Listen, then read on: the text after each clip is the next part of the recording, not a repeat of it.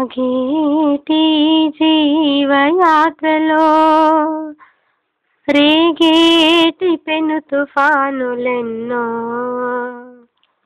సాగేటి జీవయాత్రలో రేగేటి పెను తుఫానులెన్నో,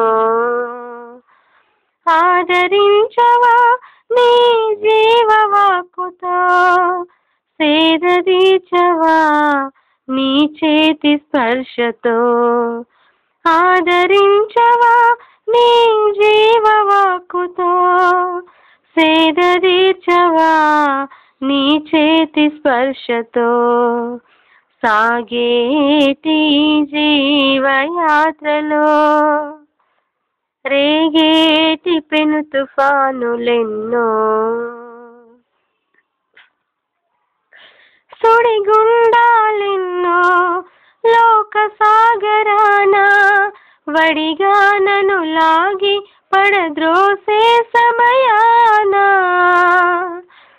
సుడిగుండాలెన్నో లోక సాగరాన వడిగా నన్ను లాగి పడద్రోసే సమయాన, నడిపించగలిగిన నా చుక్కాని నీవే, నడిపించగలిగిన నా చుక్కాని నీవే, విడిపించగలిగిన నాకున్న దిక్కు నీవే యేసయ్యా, ఓ మెస్సయ్యా.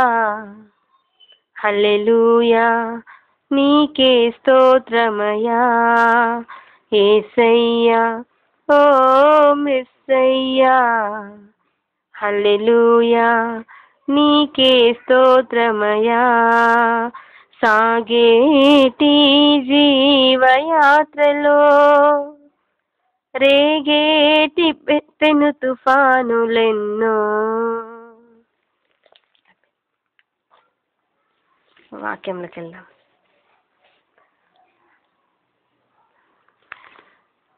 రెండవ సమూయేలు 12వ అధ్యాయం 8వ వచనం. ఈ 12వ అధ్యాయం 11వ అధ్యాయంలో దావీదు గురించి, దావీదుకు బెత్షెబాకు ఏ విధంగా సొలొమోన్ పుట్టాడు, అసలు దావీదు బెత్షెబా స్టోరీ ఏంటిది అనేది ఉంది. 11వ అధ్యాయంలో స్టార్టింగ్ నుండి వసంతకాలంలో రాజులు అని మొదలుకొని ఇది స్టార్ట్ అవుతుంది. ఈ 11వ అధ్యాయం 12వ అధ్యాయం మొత్తం చదివితే స్టోరీ అర్థమవుతుంది. అయితే నేను షార్ట్కట్లో ఈ స్టోరీ చెప్తాను. దావీదు మహారాజు ఒకసారి యుద్ధానికి వెళ్ళకుండా, ఏ కారణం వల్ల మనకు తెలియదు, ఇక్కడ ఏం లేదు, అయితే యుద్ధానికి వెళ్ళకుండా ఆగిపోయి డాబా ఎక్కి ఆయన వాకింగ్ చేస్తుంటే అటు నడుస్తూ ఉంటే ఆయనకు స్నానం చేస్తున్న బెత్షెబా కనబడింది. అయితే ఆమెను వెంటనే రాజమందిరంలోకి పిలిపించి ఇక ఆమె పట్ల ఉన్న ఆ వ్యామోహాన్ని బట్టి ఆమెతో ఒక సంతానాన్ని కన్నాడు. దానివల్ల ఎన్నో సమస్యలు ఇక్కడ వచ్చినాయి. ఈ 12వ అధ్యాయంలో అంతా అదే ఉంది.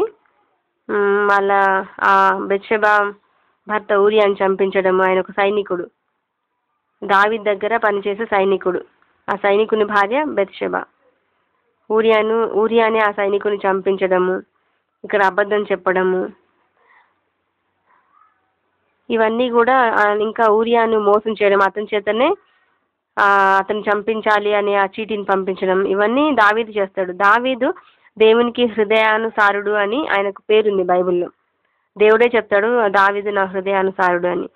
అంతగా దేవుని ప్రేమించే దావీదు, అదేవిధంగా దేవుని చేత ప్రేమించబడుతున్న దావీదు మరి ఈ మిస్టేక్ చేశాడు. ఆ తర్వాత వాళ్ళకొక సంతానం అంటే ఒక బాబు పుడతాడు.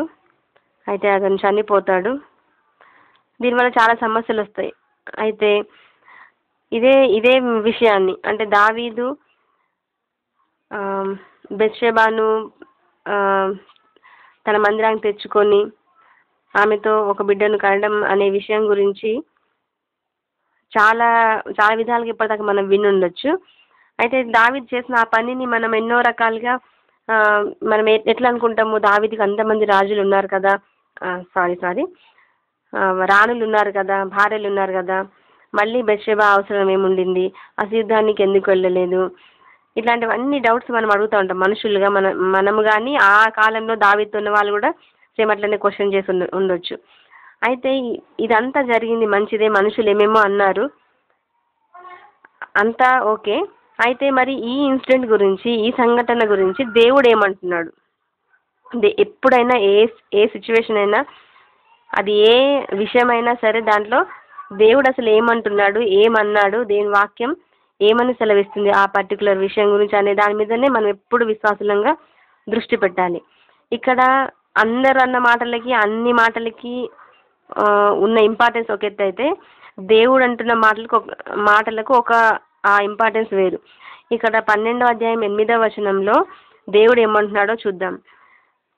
నీ యజమానుని స్త్రీలను నీ కౌగిట చేర్చి ఇశ్రాయేలు అప్పగించి తిని, ఇది చాలదని నీవనుకొనిన ఎడల నేను మరీ ఎక్కువగా నీకిచ్చి ఉందును. 8వ వచనంలో దేవుడు అంటున్న మాటలు ఇవి. అందరూ ఎందుకు దావీదు నువ్వు యుద్ధానికి ఎందుకు వెళ్ళలేదు, నువ్వు రావం ఎందుకు ఎక్కినావు, ఎందుకు అటు తిరిగినావు, స్నానం చేస్తున్న స్త్రీ వైపు చూడడం ఎందుకు, చూసావు ఆమెను ఎందుకు రప్పించుకున్నామని, ఇట్లాంటి క్వశ్చన్స్ అడుగుండొచ్చు. కానీ దేవుడు ఏమంటున్నాడు? నీకు నీ యజమాను స్త్రీలను నీకు కౌగిట చేర్చాను. ఎవరి స్త్రీలను? యజమానులు, అంటే దావీదు కన్నా పెద్దవాళ్ళు. నీ యజమానుని స్త్రీలను నీకు ఇచ్చాను, నీ కౌగిట చేర్చి ఇశ్రాయేలు వారిని, యూదా వారిని నీకు అప్పగించి తిని. అంతేకాకుండా ఇశ్రాయేలు వారిని, యూదా వారిని అందరినీ, ఆ ప్రజలను కూడా చేతికి అప్పగించిన. నేను ఇచ్చింది ఇదంతా కూడా చాలదు అనుకొని నువ్వు ఉంటే, నువ్వు నన్ను ఇంకా అడిగితే నేను ఇంకా ఇచ్చి ఉందును. ఇంకా అడుగుతాను కూడా లేదు. ఇది చాలదని నీవు అనుకున్న ఎడల, ఇదంతా నాకు ఇంకా సరిపోలేదే అని ఒక్క మాట నువ్వు అనుకున్న ఎడల నేను ఇంకా ఇచ్చి ఉండేవాడిని. అసలు దేవుని మాటలకి మనుషుల మాటలకి డిఫరెన్స్ మీకు బాగా అర్థమవుతుందేమో. మనుషులు ఎలా అడుగుతున్నారు, దేవుడు ఎలా అడుగుతున్నాడు. మరి మనుషులేమో నీకు చాలా లేదా అన్నట్లుగా అడిగితే, దేవుడు చాలదని నువ్వు అనుకుంటే నేను ఇంకా ఇచ్చి ఉండేవాడిని కదా. అది దేవుని మాటలకి మనుషుల మాటలకి ఉన్న తేడా. అక్కడ చాలా స్పష్టంగా దేవుని ప్రేమ అర్థమవుతుంది. అంటే దావీదుకి ఏం కావాలో, ఎంత కావాలో అవన్నీ ఇవ్వడానికి దేవుడు సిద్ధంగా ఉన్నాడు. అయితే ఏంటంటే ఇక్కడ ఒక మాట ఉంది, ఇది చాలదని నీవు అనుకొనిన ఎడల. మనకు డౌట్ వస్తుంది, దావీదు మనసులో ఇది చాలదని అనుకొని ఉంటే సరిపోయేదా, దేవుడు ఇచ్చుండేవాడా అనే డౌట్ వస్తుంది మనకి. అయితే దావీదు తను అనుకున్న ప్రతి విషయం దేవుడితో చెప్పేవాడు అనే విషయం ఈ వాక్యంలో అర్థమవుతుంది. ఇది చాలదని నీవు అనుకుని ఎడల, నాతో చెప్పిన ఎడల అన్నాడు దేవుడు, అనలేదు. నీవు అనుకున్న ఎడల నేను మరెక్కువగా ఇచ్చిందును. దావీదు మనసులో అనుకుంటే సరిపోయేదంట. అంటే దీన్ని బట్టి ఏమర్థమవుతుంది? మనం ఏదైనా మనసులో అనుకోవడమే దేవునితో చెప్పడం. మనం అనుకున్న ప్రతిదీ దేవుడు కన్సిడర్ చేస్తున్నాడు, ఆయన దాన్ని వింటున్నాడు. మనం ఏమైతే అనుకుంటామో అవన్నీ మనం దేవునితో చెప్తున్నామని అర్థం. అయితే ఇంకెక్కువగా నీకు ఇచ్చిందును అని ఇక్కడ దేవుడు చెప్తున్నాడు. అయితే దావీదుకి ఈ విషయం అయితే మరి ఇక్కడ అనుకున్న ఎడల అని దేవుడు అంటున్నాడంటే, మరి దావీదు ఈ లెక్కన అనుకోకుండా ఆ సిచ్యువేషన్లో ఇన్వాల్వ్ అయి ఉంటాడు. అంటే అనుకోకుండా ఆయన బెత్షెబాను చూడడము, అనుకోకుండా ఆమెను రప్పించుకోవడం, అనుకోకుండానే అన్నీ జరిగి ఉంటాయని ఇక్కడ అర్థమైపోతుంది. ఎందుకంటే నువ్వు అనుకొనిన ఎడల నేను ఇచ్చిందు అని దేవుడు అంటున్నాడు కదా. కాబట్టి అనుకొనిన ఎడల అంటే అనుకోకుండా జరిగిందని అర్థం ఇక్కడ. దీని ద్వారా మనకు తెలిసిన రెండు విషయాలు ఏంటి అంటే, మనము అనుకోకుండా ఏదన్నా చేస్తే మనకు సమస్యలు వస్తాయి ఒకటి. రెండోది, మనం అనుకుంటున్న ప్రతి విషయం దేవుడు వింటున్నాడు. ఇంకోటి ఏంటంటే, మనం ఏదన్నా అనుకోవడమే దేవునితో చెప్పడం. ఈ వాక్యాన్ని బట్టి మనకు అర్థమవుతున్న విషయాలు, మనం ఏదైనా అనుకుంటే అది దేవునితో చెప్పడమే. ఉదాహరణకి, నేను దేవునికి ఈరోజు థ్యాంక్స్ చెప్పాలి, లేదా ఈరోజు దేవుని నేను స్తుతించాలి, లేదా దేవుడిని ఈరోజు నేను ఇది చేయమని అడగాలి అని నువ్వు అనుకున్నావా, అనుకున్న వెంటనే దేవుడు వినేశాడు, అక్కడ చెప్పడం కూడా అయిపోయింది. అదే నువ్వు అట్లా ఏమనుకున్నావు మనసులో, ఇట్లా ఏమన్నా వాళ్ళ మీద కోపం ఉంది, లేదా వీళ్ళని ఇట్లా అనాలి, ఇలా వీళ్ళని ఇట్లా కక్ష తీర్చుకోవాలి, లేదా ఇది అడగాలి అని నువ్వు అనుకున్న వెంటనే దేవునికి అర్థమైపోతుంది. ఏమని, వీళ్ళు ఫలానా వాళ్ళని ఇది అడగాలనుకుంటున్నారు. అదే దేవుని అడగాలి అనుకుంటే ఆయన ఎంతో హ్యాపీ ఫీల్ అవుతాడు. ఒకవేళ నేను దేవుని ఇది అడగాలి, అది అడగాలి అని నువ్వు అనుకుంటే అది ఆయన అడగడమే కాబట్టి ఆయన చాలా హ్యాపీ ఫీల్ అవుతాడు. అట్లా కాకుండా నేను ఫలానా వారిని ఈ విషయం అడగాలి, దీని గురించి అడగాలి, అని నువ్వు అట్లా అనుకున్నప్పుడు అది కూడా దేవుడు వింటున్నాడు. అయితే నువ్వు వేరే వాళ్ళని అడగాలనుకుంటున్నావు కాబట్టి దేవుడు ఆ విషయం కొంచెం నిరాశ చెందుతాడు.